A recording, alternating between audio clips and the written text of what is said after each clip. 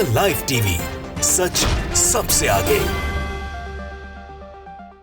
दोस्तों, लोकसभा के चुनाव में 4-5 महीने हैं, लेकिन उससे पहले होने हैं विधानसभा के चुनाव। 5 राज्यों के विधानसभा के चुनाव बीजेपी के लिए गले की हड्डी बन गई है। एक तरह से ये कहा जाए तो न निगल पा रहे हैं न उगल पा रहे हैं।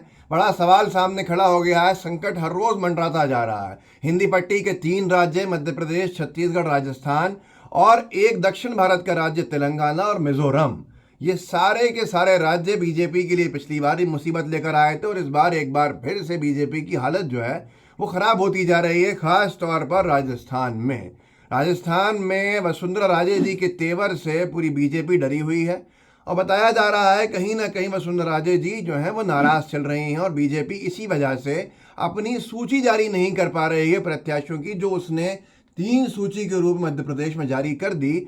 लेकिन अपने विधानसभा के प्रत्याशी राजस्थान में बीजेपी को आखिर क्या मजबूरी आ रही है जो जारी नहीं हो पा रहे हैं। वसुंधरा राजे जी के बारे में काफ़ी वक्त से कहा जा रहा है कि वो नाराज़ हैं। कहीं ना कहीं उनकी नाराज़गी कल और बढ़ गई जब चित्तौड़गढ़ में मोदी जी की सभा हुई है। वहाँ पर वसुंधरा राजे जी से दूरी जो उन्होंने की है, और कुछ चैनल्स ने रिपोर्ट किया है कि वसुंधरा जी की तरफ उन्होंने नहीं देखा, न उनको एंटरटेन किया, जिससे कि हालात बीजेपी के लिए और मुश्किल होते जा रहे हैं। और यहाँ तक कि ऐलान भी कर दिया कि उनका कोई चेहरा नहीं है बीजेपी का राजस्थान में। बाद में तय करेंगे, मोदी जी का कहना है कि कौन होगा मुख्यमंत्री। हिंदुस्तान ने इसको रिपोर्ट किया है और लिखा है, चुनाव में हमारा एक ही चेहरा है। सीएम फेस पर वसुंधरा के सामने पीएम मोदी ने साफ की तस्वीर। क्या लिखा है आगे जरा समझ लेते हैं। जो लिखा हुआ है उसको पढ़ देता हूँ। राजस्थान विधानसभा चुनाव में भारतीय जनता पार्टी किसे मुख्यमंत्री पद का उम्मीदवार बनाएगी, ये सवाल लंबे समय से कायम है और इसको लेकर पार्टी के भीतर भी खींचतान की किसी से छिपी नहीं है। इस बीच चुनाव से ठीक पहले पीएम मोदी ने साफ कर दिया है कि भाजपा किसी का चेहरा आगे रखकर मैदान में नहीं उतरेगी और जीत मिलने के बाद ही इस पर फैसला लिया जाएगा।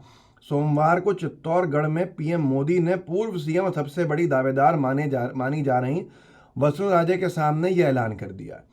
ये लोगों का कहना है कि वसुंधरा जी एक लंबे समय से चाहती थी कि उनके चेहरे की घोषणा हो, ताकि गजेंद्र सिंह शेखावत जी हों या ओम बिरला जी हों, ये जितने भी सो कॉल्ड कद्दावर नेता बीजेपी के हैं जिनको कहा जाता है, इनकी पूरी राजनीति के ऊपर जो प्रदेश में घुसपैठ का इरादा है, मुख्यमंत्री के पद के ऊपर नज़र है, वो ख़त्म हो जाए। और कहीं ना कहीं वसुंधरा जी चाहती थी कि ऐलान हो। ऐलान करने की जगह मोदी जी ने साफ कर दिया कि उनका कोई चेहरा नहीं है, बाद में देखा जाएगा। इसका मतलब साफ है कि कहीं से कहीं तक भी वसुंधरा राजे जी को सीएम फेस घोषित करने का बीजेपी का मूड नहीं है। अगर ऐसा है तो फिर वसुंधरा जी जो निरंतर सुर्खियों के अंदर रही हैं, जिनको बार बार हर एक व्यक्ति ने सोशल मीडिया पर कहा कि अपमानित किया जा रहा है, इग्नोर किया जा रहा है, और वो आपको दिखा भी देता हूँ मैं कि कल की सभा में क्या हुआ है।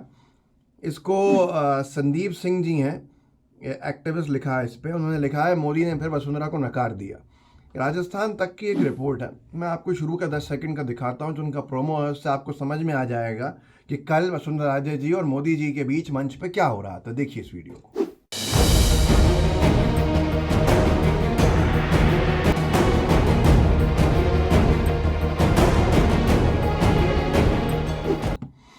दोस्तों, देखा आपने किस तरह से दूर रखा गया मंच के ऊपर, और ये पहली बार नहीं हुआ है। मंच पे इससे पहले भी इस तरह की घटनाएं घटी हैं।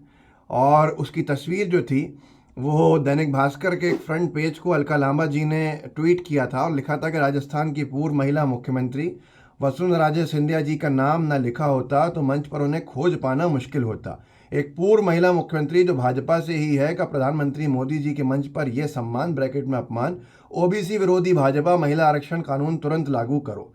ये तस्वीर आप देख सकते हैं जो दैनिक भास्कर की है।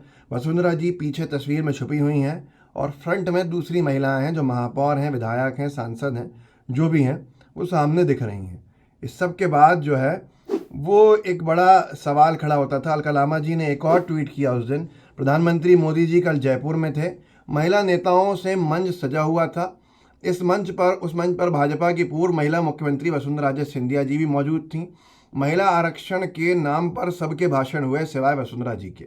वो नहीं बोली या उन्हें बोलने नहीं दिया गया। आपको क्या लगता है? आप सोचिए, महिला आरक्षण को लेकर वाहवाही लूटने के लिए मोदी सरकार के लोगों ने वहाँ मंच सजाया हुआ था, राजस्थान की सरजमीन पर था।